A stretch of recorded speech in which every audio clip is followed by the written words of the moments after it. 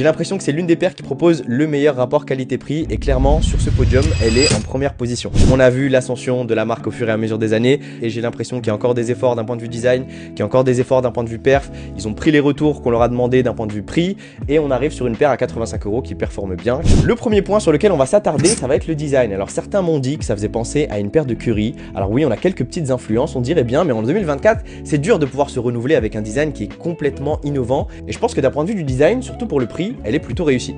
Le point qui m'a le plus étonné sur le produit, c'est son confort. On est sur une paire qui est top tier d'un point de vue confort, j'ai pas peur de le dire. Je mettrai entre 8,5 et 9 sur 10 d'un point de vue confort, c'est vraiment incroyable. Une fois qu'on a son pied à l'intérieur, on a l'impression d'être sur un coussin et c'est plus confortable que certaines paires qui sont aujourd'hui à 180 à 200 €, hein, vraiment. Le troisième point et qui intéresse tous les basketteurs, c'est bien évidemment l'accroche et l'attraction que propose cette Decathlon Fat 900 Low. Je pense qu'elle va vraiment convenir aux joueurs qui souhaitent aussi jouer en extérieur. Ça tiendra plus ou moins 7-8 mois si vous avez une utilisation intensive.